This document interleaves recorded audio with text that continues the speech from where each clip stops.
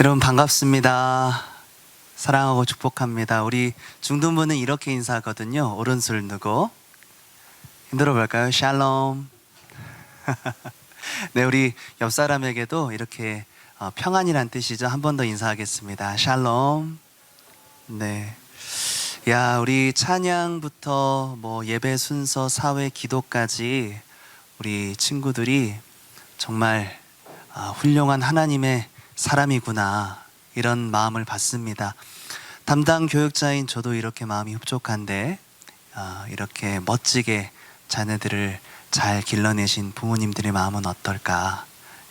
참 헤아릴 수 없을 것 같습니다. 부모의 마음은 그렇게 자녀가 잘 되기를 바라는 거죠. 어떤 부모도 자녀가 불행하길 바라는 사람은 없을 겁니다. 자녀를 낳게 되면 부모님의 우선순위와 관심사도 달라지고 내 중심에서 자녀 중심으로, 또 내가 먹던 음식도, 들어보니까 남편은 섭섭하지만 깍두기 크기도 달라진다고 하잖아요. 네. 그렇게 건강해주기만 바라던 자녀는 어느새 성장했고 여기 이 자리에 함께 하나님을 예배하고 있습니다. 그런데 부모라면 자녀가 건강하기만 할 뿐 아니라 훌륭하고 멋지게 자라주길 바라는 마음일 것입니다. 자녀가 나 정도로만 살아도 되겠다, 이렇게 생각하지 않고 더 멋지고 더 준비되고 더 행복한 삶을 살기를 바라는 마음일 겁니다. 오늘은 하나님의 특별한 은혜로 부모 초청 예배로 함께 모이게 되었는데, 저는 오늘 이 복된 시간을 통해서 하나님이 여러분들의 가정을 통해 계획하신 놀라운 꿈과 비전을 발견할 수 있게 되기를 축복합니다. 가정의 행복 비결은요, 공통된 관심사에 있습니다. 잠자는 시간을 제외하면 사람은 가장 말을 많이 하는데 이 관심사가 같아야 대화도 잘 되잖아요. 그렇죠? 우리 같이 부부끼리 오신 우리 선생님들도 계시고 또 집사님들도 계신데 대화가 잘 되시나요? 자녀들하고 대화가 어려운 게 관심사가 다르기 때문인데, 대부분의 이 문제가 대화에서 비롯되고 또 대화로 해결할 수 있거든요. 이렇게 같은 가족이어도 부부끼리 또 자녀와의 대화가 힘든 이유는 바로 관심사가 다르기 때문이에요. 첫 번째 질문은 이렇게 묻고 싶습니다. 여러분들의 관심사는 무엇입니까? 여러분들의 가정의 주된 관심 무엇이세요? 하루를 마무리하고 잠이 들 때 생각하게 되는 것, 아침에 일어나서 나의 우선순위가 되는 것, 내가 가장 많은 시간을 들이고 내 월 수입의 많은 비용과 지출을 사용하고 있는 것을 보면 내 관심사가 무엇인지 금방 알 수 있죠. 많은 사람들의 관심은요, 행복하고 안전한 미래일 것입니다. 오늘 본문 4장 13절에도 그렇게 말씀하고 있는데, 우리 13절 본문을 한번 다 같이 읽어보겠습니다. 들으라, 너희 중에 말하기를 오늘이나 내일이나 우리가 어떤 도시에 가서 거기서 1년을 머물며 장사하여 이익을 보리라 하는 자들아. 예나 지금이나 한번 태어난 인생이라면 정말 행복한 삶을 살기 위한 이 계획을 세우는 것 너무나 중요하죠. 그건 죄가 아니에요. 장사를 위해 미리 계획하는 건 매우 지혜로운 겁니다. 초대교회 성도들은 믿음 때문에 겪게 되는 그런 외부적인 핍박과 박해 때문에 실제로 이 먹고 사는 어려움과 문제를 겪게 되었습니다. 그런데 더 큰 문제는요, 하나님이 개입하실 수 있는 틈을 만들어 놓지 않은 데에 있어요. 먹고 사는 것을 위해 준비해야 하죠. 그리고 장사할 물건을 생각해야 하고, 그리고 장사를 하려면 어느 시기가 적당한지 1년이라는 그 계획 안에 하나님이 없는 겁니다. 1년이라는 계획 속에 미래를 우리가 생각하는데 하나님이 일하실 공간을 만들어 놓지 않는 거죠. 여러분, 1년이라는 계획 안에 하나님이 없다면 불신자들이 세우는 계획과 무엇이 다르겠습니까? 그들의 관심사는, 불신자들의 관심사는 그저 물질적인 이익인 거죠. 어떻게 하면 더 많은 이익을 얻어서 안정되고 보장된 미래를 잘 준비할 수 있을까? 두 가지 무신론이 있습니다. 첫 번째는 사상적 무신론입니다. 하나님을 믿지 않는 사람들이죠. 또 한 가지는 실천적 무신론이에요. 하나님에 대한 지식은 있지만 삶 속에서 하나님을 인정해 드리지 않는 사람입니다. 무언가 계획하고 결정할 때 하나님에 대한 인식은 있지만 하나님이 계시지 않는 것처럼 계획하고 결정하는 거죠. 하나님을 소외시키는 사람들입니다. 그들은 자신의 은퇴를 그동안 나에게 주는 보상이라 생각하고요, 직장 경력은 내가 원하는 것을 얻기 위한 돈 버는 수단이고, 이렇게 실천적 무신론자들의 하나님은 나를 지키시고 위로하시는 분이실 뿐이지 그 이상도 아닙니다. 내가 일상 속에서 어떻게 살아가든지 하나님은 관심이 없고 실제로 삶의 주인은 내 자신인 거죠. 중요한 부분은 내가 결정하니까요. 기도하지 않고 교육, 사업, 직장, 투자, 소비를 결정하니까 하나님을 예배하지만 사실 인생의 주도권은 하나님이 아니라 나에게 있는 사람. 이게 바로 실천적 무신론이라는 거죠. 여러분의 1년이라는 계획 안에 하나님이 계십니까? 중요한 부분은 미리 다 계획해 놓고 하나님은 그 전날 도와주기를 바라지는 않으십니까? 우리가 하나님의 그 비전을 꿈꾸고 바란다고 하지만 정작 자녀들의 미래를 위해서 어떻게 준비하고 무엇을 계획하고 계십니까? 사랑하는 여러분, 우리가 아무리 완벽해 보이는 계획을 세워도 하나님이 책임져 주시지 않으면 헛수고가 될 뿐입니다. 그래서 잠언 27장 1절에서 말씀합니다. 우리 같이 읽어보겠습니다. 너는 내일 일을 자랑하지 말라. 하루 동안에 무슨 일이 일어날는지 네가 알 수 없음이니라. 우리는 멀리 보지 못합니다. 그마저도 내 지식과 경험 수준입니다. 앞으로 우리가 맞이해야 할 미래는 4차 산업혁명입니다. 전문가들에 따르면 코로나 후에 급격하게 변하는 전 세계는 예측 불가한 미래에 모든 것이 감소하는 시대라 말합니다. 그동안 세계 사회는 성장에 의한 데이터 분석으로 미래를 예측했지만 인구가 감소하는 시대의 미래는 살아보지 않았기 때문에 예측할 수가 없는 거죠. 4차 산업혁명의 가장 중요한 이슈는 인공지능과 로봇인데 로봇이 사람을 대신하는 시대가 된 것입니다.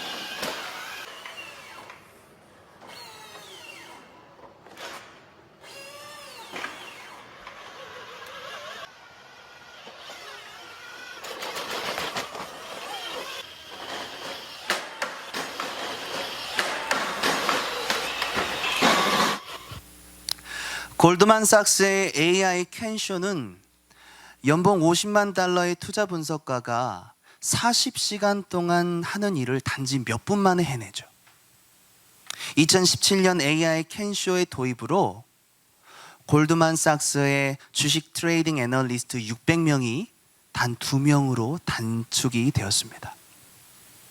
그림을 보게 되면 향후 4차 산업혁명에는 사라질 직업들이 이렇게 분석이 되고 있고, 또한 향후 어떤 직업이 전망이 좋은 것인가 전문가들이 예측을 했는데, 한번 우리 자녀들의 미래와 그리고 현지에 점검을 해볼까요? 네, 왼쪽에 보게 되면 은행원, 회계사, 생상짓, 이런 단순 반복되는 작업들은 로봇이 사람을 대체할 수 있기 때문에 곧 사라지게 될 것이고요. 또한 4차 산업혁명이 계속될 직업은 이렇게 마음을 다루는 일, 좀 창의적이고 예술이 접목되고, 감사하게 저기 목회자가 있네요. 네. 원래 이런 말 하면 웃는데, 네. 자, 디자이너도 있고, 바이오 헬스도 있고, 네. 이런 인체 공학적인 부분도 우리가 볼 수 있습니다. 2030년에 대부분이 대체될 것으로 말하고 2045년에는 거의 사라진다고 전문가들은 입을 모으고 있습니다. 신성철 전 카이스트 총장은 4차 산업혁명은 우리가 예측할 수 없는 속도와 변화로 찾아올 것이다 말했습니다. 그런데 여러분, 이 사실이 구약 성경 다니엘서에 이미 기록이 되어 있어요. 우리 12장 다니엘 4절 함께 읽어볼까요? 다니엘아, 마지막 때까지 이 말을 간수하고 이를 봉함하라. 많은 사람이 빨리 왕래하며 지식이 더하리라. 엄청난 속도와 변화로 세상은 우리의 시선을 하나님으로부터 빼앗으려 합니다.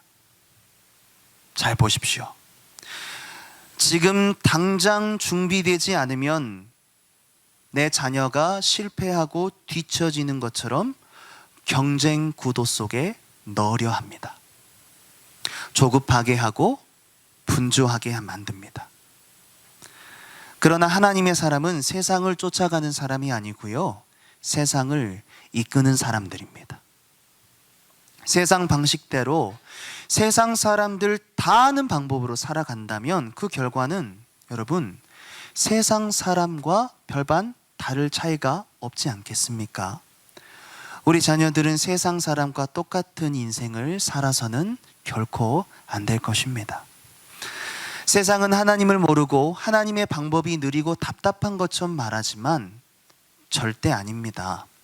세상은 하나님의 손안에 있고 하나님의 지혜를 따라 하나님의 섭리대로 이 세상은 흘러가고 있습니다.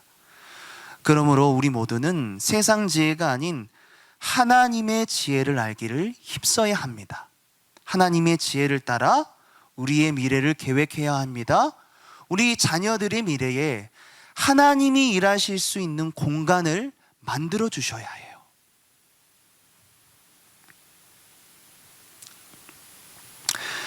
그렇다면 구체적으로 어떻게 하나님의 지혜를 따라 우리의 미래를 계획할 수 있을까요? 그것은 우리의 생명이 하나님의 손에 달려 있음을 믿어야 하는 겁니다. 본문 14절입니다. 함께 읽습니다. 내일 일을 너희가 알지 못하는도다. 너희 생명이 무엇이냐? 너희는 잠깐 보이다가 없어지는 안개니라. 성경은 미래도 중요하지만 그것보다 오늘, 현재가 더 중요하다고 말씀합니다. 내일의 염려와 두려움 때문에 오늘을 살아내지 못한다면 지나간 과거의 아픔과 상처와 나의 생각 때문에 거기에 갇히게 된다면 오늘도 내일도 놓치게 되는 거죠. 우리의 생명은 잠깐 보이다가 없어지는 안개이기 때문입니다.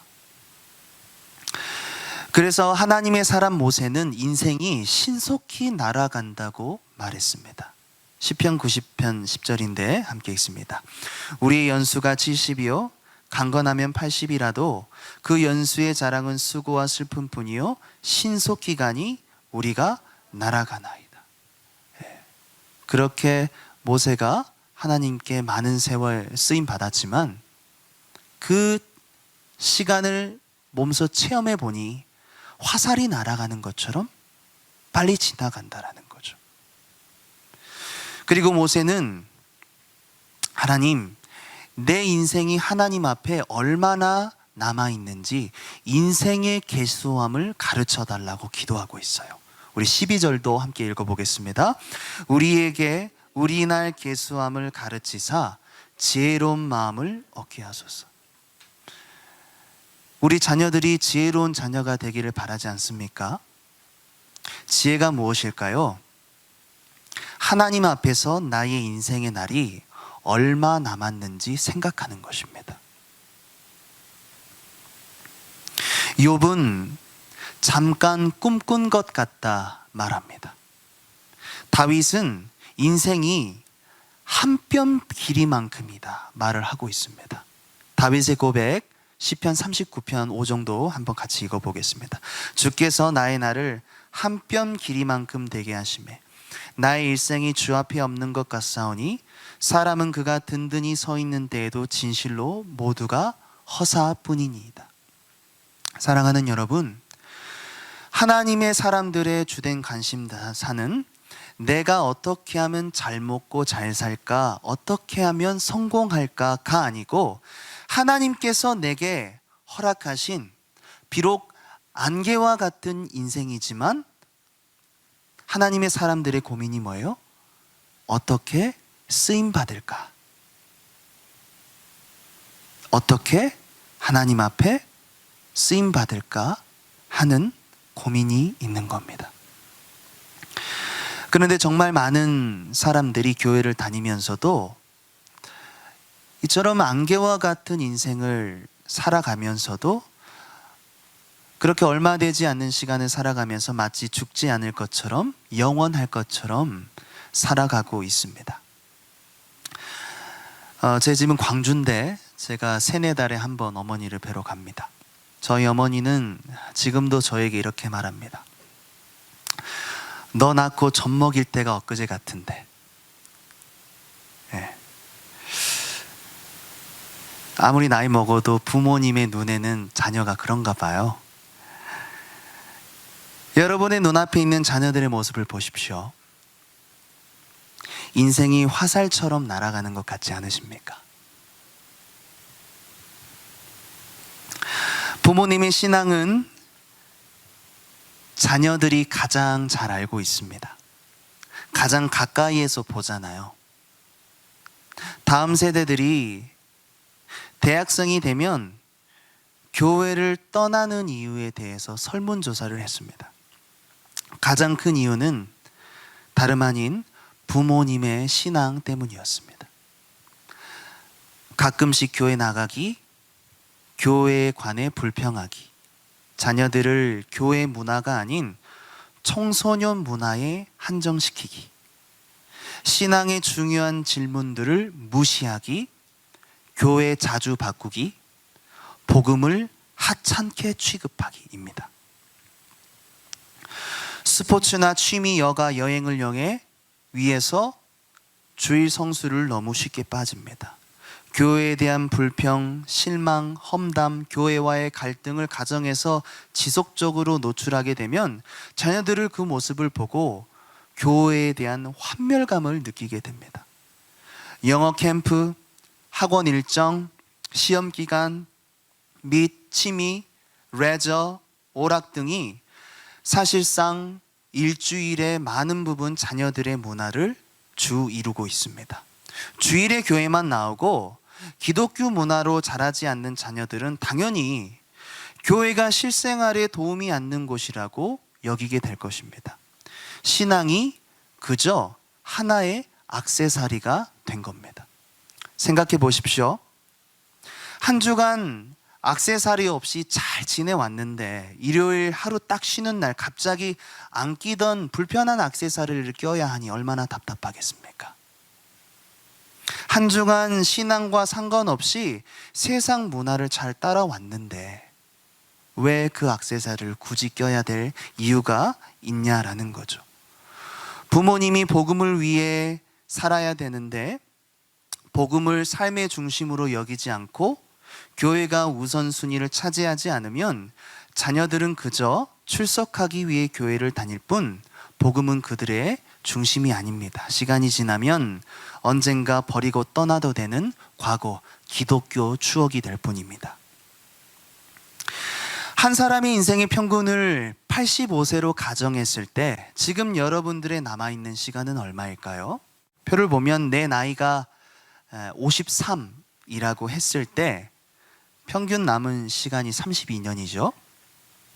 거기에 이제 일하는 시간 10년, 자는 시간 9년 11개월, TV 및 스마트폰 사용 시간 4년 2개월, 그 외에 혼자 보내는 시간 7년 2개월을 빼게 되면 가족과 함께 할 수 있는 시간은 9개월이 남습니다. 혹 우리의 자녀들이 타 지역으로 대학을 가거나 취업을 하게 되면 더 짧은 시간이 되겠죠. 사랑하는 여러분, 가족과 자녀들에게 복음을 전하고 가르칠 수 있는 시간은 생각보다 그렇게 많지 않습니다. 우리가 생각한 것보다 매우 짧습니다. 지금은 어쩔 수 없이 부모님의 부탁과 권유에 교회를 출석할지는 몰라도 그 품을 떠나면 하나님을 인격적으로 예배할 수 있는 확신이 우리 여러분들에게 있으십니까? 부모님의 역할은 하나님의 대리자로서 하나님이 이 땅에 보내주신 귀한 자녀를 믿음의 사람으로 양육하고 하나님 앞에 믿음으로 살아갈 수 있는 영향력을 준비시키는 역할을 하는 겁니다.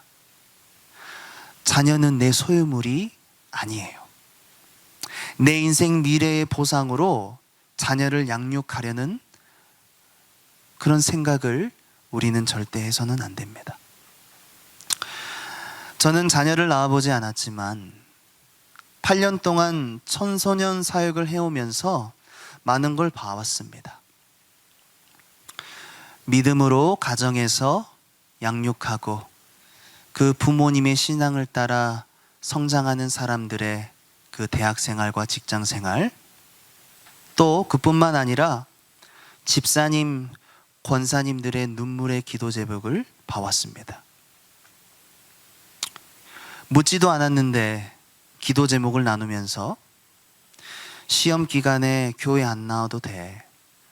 일단 중요한 일부터 해결하고 나중에 교회 다녀도 돼.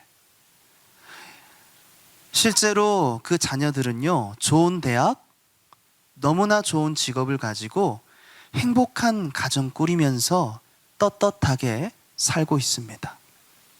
그러나 그들은 지금 하나님께 나오지 않습니다.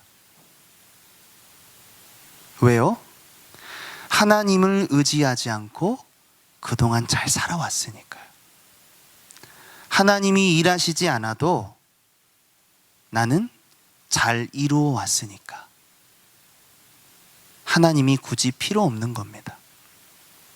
여러분, 신앙생활 열심히 하다가 조금 스펙 떨어지고 돌 좋은 학교 가는 거 재앙이죠. 둘 다 열심히 해야 됩니다. 그런데 기도하지 않고 하나님을 의지하지 않고 좋은 대학, 좋은 직장 얻는 거 대재앙입니다. 돌이킬 수가 없습니다. 그들은 망하기 전까진 하나님을 찾지 않을 겁니다.